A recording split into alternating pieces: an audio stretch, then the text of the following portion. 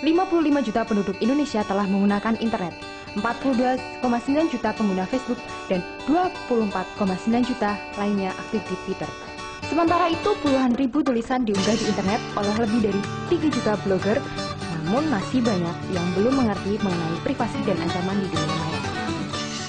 Dengan mudah, foto dan informasi pribadi yang sifatnya sensitif pun ikut di-share. Tidak hanya itu, terkadang seseorang mengunggah emosinya yang ditulis atau diposting di media sosial, seperti Facebook maupun Twitter. Lalu, apakah status atau postingan di media sosial bisa diperkarakan? Inilah TV. Pemirsa WPTV yang saya cintai, kali ini saya akan membahas suatu materi yang sangat menarik. Kenapa menarik? Karena kita ketahui bahwa Facebook itu sudah sangat populer kita gunakan. Ya, kita akan membahas tentang apakah kalau kita menulis status di Facebook itu kita bisa kena pidana atau tidak. Kita akan bahas selanjutnya. Baik, untuk topik kali ini saya berikan judul apakah status Facebook bisa dipidanakan atau tidak. Kita lihat gambaran yang ada di Indonesia. Ya, Facebook di Indonesia ya, ada banyak sekali pengguna. Ada 43,0 juta pengguna. Tentunya ini menunjukkan pengguna yang sangat besar di Indonesia. Terlebih Indonesia adalah peringkat ketiga pengguna Facebook di dunia. Ya. Pengguna di Indonesia terdiri dari berbagai macam tingkat lapisan yang ada. Dari berbagai macam usia, ya, anak-anak, remaja, ya, dewasa, ya, sampai lansia pun menggunakan Facebook. Ya, berbagai macam latar belakang pendidikan, dari SD, SMP, perguruan tinggi, ya, itu pengguna Facebook. Ya, berbagai macam ya, kepentingan, ya, itu juga menggunakan Facebook untuk promosi dan lain sebagainya. Nah, beragamnya pengguna Facebook yang ada di Indonesia dari berbagai macam hal tadi, apakah mungkin ya, itu membuat Facebook menjadi rentan dengan adanya pelanggaran-pelanggaran? Ya, kita akan lihat. Ya. Nah, mari kita ulas pada hal ini. Ya, hal ini. Lalu apakah mungkin status Facebook yang kita update setiap harinya, ya, atau seseorang update setiap harinya dapat diperkarakan oleh orang lain? Mari kita ulas pada hari ini. Yang pertama, kita akan mencermati Undang-Undang ITE nomor 11 tahun 2008. Di dalam Undang-Undang ITE nomor 11 tahun 2008 ada tiga hal, 2 pasal, 3 ayat yang perlu kita cermati. Kenapa perlu kita cermati? Karena pasal-pasal itu seringkali digunakan untuk memperkarakan orang lain yang melakukan hal-hal yang tidak menyenangkan. Pasal apa saja? Pasal 27 ayat 1, pasal 27 ayat 3, dan pasal 28 ayat 2. Kita akan lihat pasal 27 ayat 1, bagaimana kalimatnya. Setiap orang dengan sengaja dan tanpa hak mendistribusikan dan atau mentransmisikan dan atau membuat dapat diaksesnya informasi elektronik dan atau dokumen elektronik yang memiliki muatan yang melanggar kesusilaan. Itu pasal 27 ayat 1. Jadi isinya adalah setiap orang. Jadi siapapun yang melakukan transaksi elektronik, semisal adalah melakukan update status Facebook yang memiliki muatan melanggar kesusilaan, ya, dalam hal ini mungkin pornografi atau apapun, itu bisa diperkarakan dengan pasal 27 ayat 1. Ya, kita lihat yang pasal yang ketiga, 27 ayat 3. Setiap orang dengan sengaja dan tanpa hak mendistribusikan dan atau mentransmisikan dan atau membuat dapat diaksesnya informasi elektronik dan atau dokumen elektronik yang memiliki muatan penghinaan dan atau pencemaran nama baik. Ya, pemirsa, pasal 27 ayat 3 itu juga menyebut setiap orang.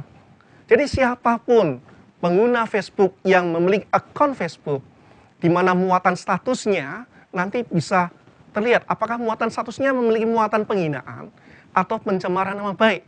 Kita hati-hati di pasal 27 ayat 3. satu pasal lagi, yaitu pasal 28 ayat 2. Di sana tertulis bahwa setiap orang dengan sengaja dan tanpa hak menyebarkan informasi yang ditujukan untuk menimbulkan rasa kebencian atau permusuhan individu dan atau kelompok masyarakat tertentu berdasarkan atas suku, agama, ras, dan antar golongan atau kita mengenal sara. Nah, ketiga pasal ini, pasal 27 ayat 1, pasal 27 ayat 3, dan pasal 28 ayat 2, itu perlu kita cermati. Sehingga kita banyak menggunakan Facebook, tapi kita perlu melihat bahwa sekarang pada saat ini di Indonesia Undang-Undang ITE nomor 11 tahun 28 itu sudah disahkan dan berlaku. Nah, ketiga pasal ini perlu kita cermati lagi. Ya. Coba kita akan bandingkan dengan pasal 319 KUHP. Ya, kita akan cermati pasal Undang-Undang ITE pasal 27 ayat 2. Di sana ya, dalam KUHP bab 16 tentang penghinaan, ya, terlihat jelas bahwa perbuatan penghinaan tersebut harus dilakukan terhadap seseorang dan merupakan delik aduan. Itu kalau KUHP misalnya si A menghina si B, maka si B bisa melaporkan si A. Ya, tetapi kita melihat perumusan pada pasal 27 ayat 3. Ya, hanya dikatakan bahwa setiap orang ya, dengan sengaja dan tanpa hak dan seterusnya yang memiliki muatan penghinaan dan pencemaran nama baik dapat dipidana. Ya, artinya apa? Artinya pada pasal ini, pada pasal Undang-Undang ITE, siapapun yang merasa terhina atau tercemar karena status Facebook seseorang, itu dapat melaporkan ke pihak berwajib. Ya. Ini bisa terjadi karena pengaturan pencemaran nama baik dan penghinaan dalam Undang-Undang ITE itu lebih luas daripada kitab Undang-Undang Hukum Pidana. Ya. Dan itu juga berlaku di Undang-Undang pasal 28 dan pasal 27 ayat 1. Ya. Jadi kita perlu hati-hati sekali pemirsa. Ya. Penghinaan, ya, pencemaran nama baik, kesusilaan, sara, itu harus hal-hal yang kita hindari di dalam membuat status yang ada di Facebook kita. Ya. Nah, bagaimana ini pemirsa kalau ternyata ya, status kita memenuhi pelanggaran yang ada pada pasal-pasal tadi, pada pasal 27 ayat 1, atau pada pasal 27 ayat 2, atau pada pasal 28 ayat 2. Nah, kita lihat sanksinya. Ya, agar pemirsa tahu gambaran, ya, sanksi yang kita dapatkan itu tidak mudah, tidak ringan. Kita mesti berhati-hati. Nah, pada pasal 45 ayat 1, ya, di sana dituliskan bahwa setiap orang yang memenuhi unsur sebagaimana dimaksud pada pasal 27 ayat 1, pasal 27 ayat 2, pasal 27 ayat 3, dan ayat 4 dapat dipidana dengan pidana penjara atau kurungan badan paling lama 6 tahun dan denda paling banyak adalah 1 miliar. Pemirsa, hanya gara-gara status Facebook kita yang tidak bijaksana, kita bisa melihat ternyata hal yang akan kita terima itu tidaklah ringan. Ya, paling lama 6 tahun kurungan penjara dan paling banyak 1 miliar. Ya, itu pasal 45 ayat 1. Kita lihat pasal 45 ayat 2. Ya, itu untuk pelanggaran pada pasal 28 ayat 1 dan ayat 2. Kalau ternyata memenuhi syarat pelanggaran pasal 28 ayat 1 dan ayat 2, maka hukumannya atau sanksinya adalah pidana penjara paling lama 6 tahun dan atau denda paling banyak adalah 1 miliar. Pemirsa, dari pasal 45 kita perlu bijaksana. Ya, ini undang-undang sudah berlaku di Indonesia. Facebook saat ini sudah begitu mewabah. Ya, saat kita galau kita tulis status Facebook, saat kita senang kita tulis status Facebook, saat kita marah mungkin kita menuliskan statusnya di Facebook. Nah, saat ini kita harus mulai berhati-hati. Ya, ingat pemirsa, pasal 45 membuat kita harus lebih bijaksana menuliskan status yang ada di Facebook. Ya. Baik pemirsa, dari isi pasal 45 tadi yang sudah kita ulas, pasal 45 ayat 1, pasal 45 ayat 2, terlihat jelas bahwa sanksi yang nanti kita terima jika kita melakukan pelanggaran pada pasal 27 dan 28, itu sanksinya tidak ringan pemirsa, tetapi berat. Nah, untuk itu mulai sekarang kita harus lebih hati-hati dan lebih bijaksana kalau menggunakan berbagai macam jejaring sosial, status di Facebook ataupun di Twitter. Pemirsa, saya akan melanjutkan pembahasan selanjutnya, tetapi setelah jeda berikut ini.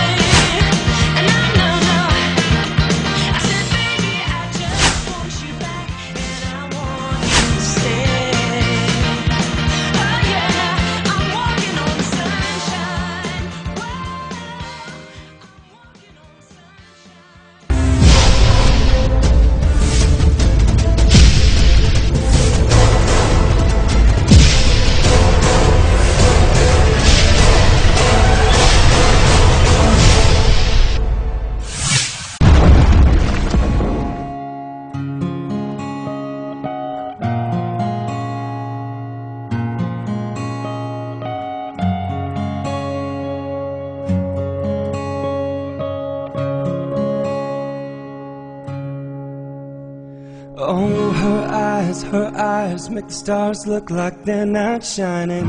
Her hair falls perfectly without her trying. She's so beautiful, and I tell her every day.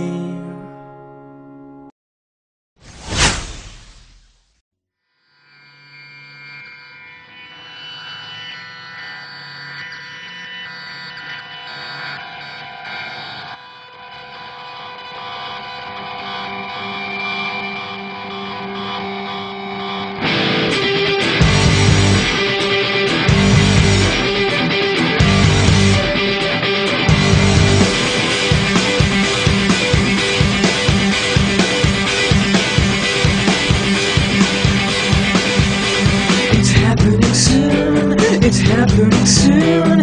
Its scent has been blowing in my direction. To me it is new. To me it is new. And it's not gonna change for anybody. And it's gonna be our last memory.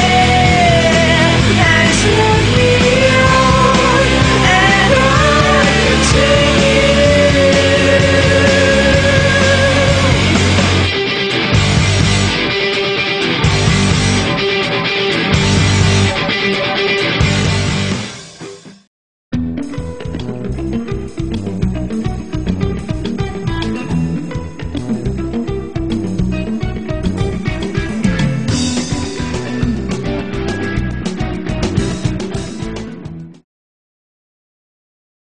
Pemirsa, sebelumnya kita sudah membahas beberapa pasal yang ada di Undang-Undang ITE, pasal 27 dan pasal 28, dan kita juga sudah melihat sanksi yang ada di pasal 45.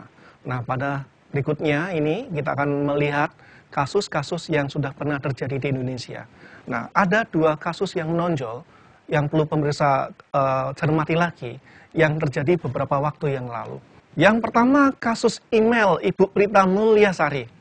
Ya, pemirsa, ya, Ibu Prita Mulyasari adalah seorang ibu dengan dua anak yang semula hidup biasa-biasa saja, kemudian mendadak menjadi terkenal.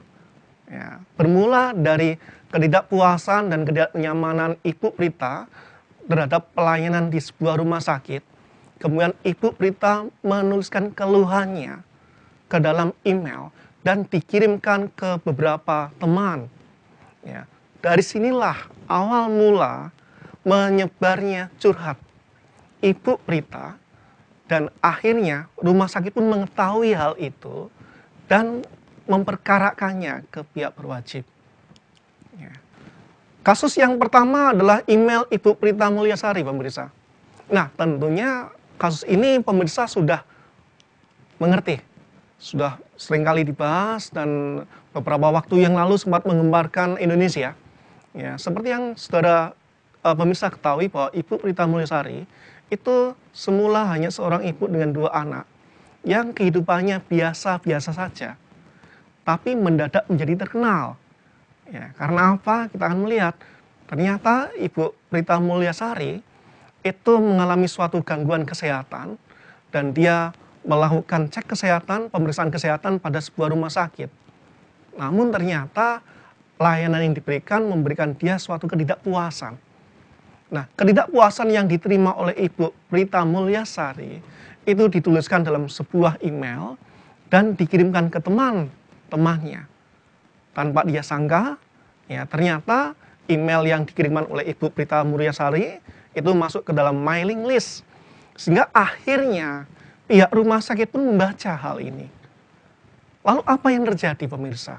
Nah, pihak rumah sakit merasa bahwa email yang dituliskan Ibu Prita Mulyasari itu mencemarkan, ya, atau memberikan suatu image yang jelek bagi rumah sakit ke dalam masyarakat.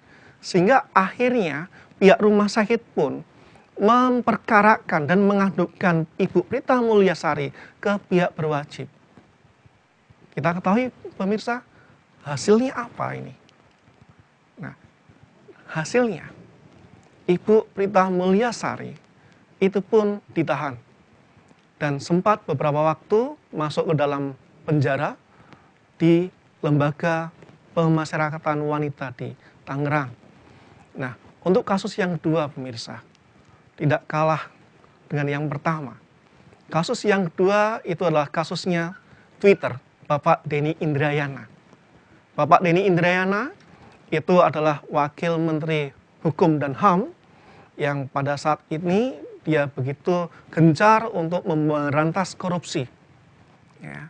Suatu saat beliau menuliskan status pada Twitternya yang terkait dengan korupsi.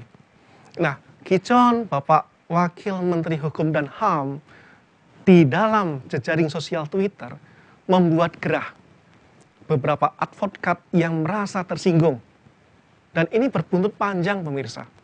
Hanya dari kicauan, hanya dari menulis update status di Twitter, membuat Bapak Denny Indrayana dilaporkan ke pihak berwenang oleh pengacara O.C. Kalikis.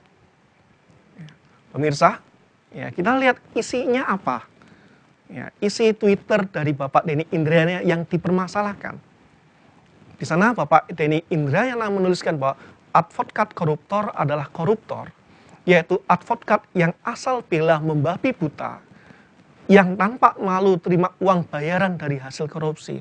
Nah, ini yang menjadi dasar bagi Bapak O.C. Kalikis untuk melaporkan Bapak Denny Indrayana ke kepolisian. Seperti yang saya kutip dalam harian Kompas tanggal 24 Agustus. Beliau, Bapak O.C. Kalikis, mengutarakan di Twitter beredar advokat koruptor sama dengan koruptor. Itu sama saja dengan penghinaan. Jadi di sini dilaporkan atas dasar penghinaan. Nah, dari dua hal tadi pemirsa, kita bisa banyak belajar dua contoh. Ya, Ibu Prita Mulyasari menuliskan email, kemudian Bapak Denny Indrayana update status Twitter. Ya, terlihat apa yang mereka lakukan sebenarnya mereka punya maksud baik, tujuan baik. Tetapi ternyata kekurang hati-hatian mereka memberikan masalah bagi mereka. Ya.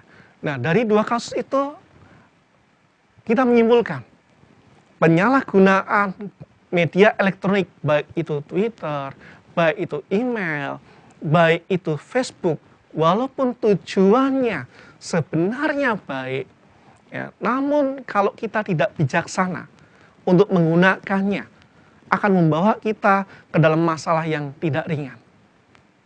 Pemirsa, kita akan menyimpulkan tadi materi yang pertama tentang Undang-Undang ITE, kemudian dua contoh tadi, tetapi tunggu dulu pemirsa setelah jeda berikut ini.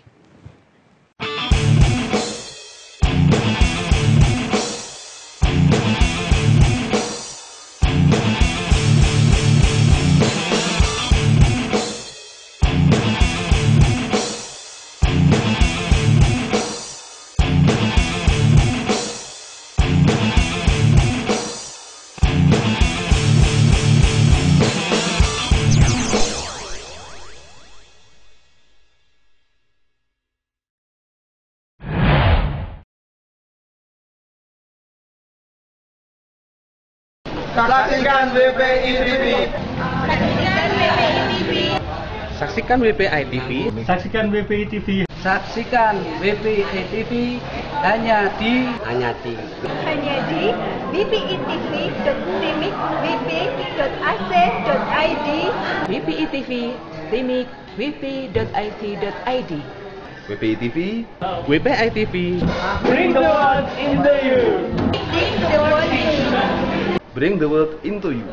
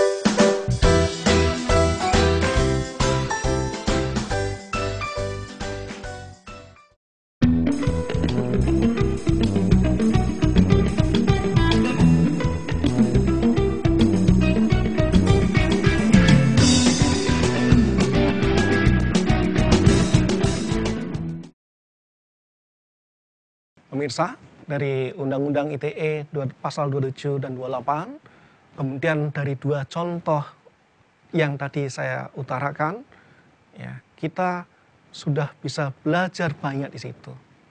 Nah, sekarang bagaimana caranya? Ya, bagaimana caranya agar kita bisa terhindar dari permasalahan saat kita melakukan transaksi elektronik? Transaksi elektronik itu bisa melakukan update status pada Facebook ataupun pada Twitter. Yang pertama pemirsa, ya, kita harus lebih hati-hati di dalam menggunakan fasilitas elektronik yang ada, email, ya, ataupun hal lainnya, serta melakukan transaksi elektronik. Kemudian yang kedua pemirsa, ya, jika kita memiliki keluhan, ya, kita memiliki permasalahan, sebaiknya diceritakan kepada lingkungan keluarga, lingkungan teman, saudara, ataupun pihak yang memang bertanggung jawab di bidangnya. Seandainya pemirsa akan menyampaikan keluhan ke dalam email, ke dalam surat, sebaiknya ditujukan kepada saluran resmi yang sudah disediakan. Nah, kesimpulannya pemirsa, ya, Facebook, Twitter itu banyak memudahkan kita untuk hal-hal yang positif. Tetapi kemajuan yang kita terima, kemudahan yang kita terima, itu membuat kita harus lebih berhati-hati. Sama halnya pemirsa, kalau kita memiliki motor yang baru, ya itu kan banyak kemudahan yang kita dapatkan dengan menggunakan motor baru. Tetapi kita tetap harus berhati-hati pemirsa. Ya, bukan berarti kita punya motor baru itu milik kita sendiri, itu kita beli dengan uang kita sendiri, maka kita bebas menggunakan sebagaimana yang kita suka. Tidak bisa pemirsa. Ya, kalau pemirsa menggunakannya di jalan raya, tetap pemirsa harus terikat dengan berbagai macam peraturan. Sama halnya pemirsa, kalau pemirsa punya akun Facebook, pemirsa punya akun Twitter, Anda tidak bisa bilang bahwa itu adalah akun saya sendiri. Saya bebas menyampaikan apapun di sana, terserah saya mau mengeluh di sana, saya sampaikan di sana, saya mau memberikan kata-kata yang jelek, terserah saya, itu sudah tidak bisa lagi pemirsa. Tadi kita sudah membahas banyak hal, dan tentunya pada saat ini kita harus bisa menarik suatu hal. Nah, tadi kita sudah membahas banyak pemirsa, dan pada saat ini kita harus bisa menarik suatu manfaat dari materi itu. Ya, apa pemirsa? Saya ulang lagi. Kesimpulan aja tadi. Nah pemirsa, ya, kalau kita punya akun Facebook, kita punya akun Twitter, sama halnya tadi kita punya motor pemirsa, kita tidak bisa seenaknya sendiri. Ya. Kita melakukan update status berarti kita melakukan transaksi elektronik. Ya, dari contoh tadi, 2 kasus itu pemirsa, kemudian kita yang pertama tadi, awal tadi, kita membahas Undang-Undang ITE pasal 27 dan 28. Nah, kita simpulkan, ya, mulai saat ini kita harus lebih bijaksana dan lebih berhati-hati di dalam menggunakan akun Facebook kita dan akun Twitter yang kita punya. Nah, ada baiknya yang pemirsa tuliskan di dalam status adalah hal-hal yang menghindari 3 hal tadi. Pencemaran nama baik, penghinaan, kesusilaan, dan sara. Nah, pemirsa, ya, itu sedikit materi dari saya. Ya, semoga banyak memberikan manfaat bagi pemirsa, ya, dan bisa membuat pemirsa lebih bijaksana, ya, untuk menggunakan Facebook yang dimilikinya. Dan nanti kita akan ketemu lagi pada acara TV selanjutnya. Ya, sukses untuk kita semuanya.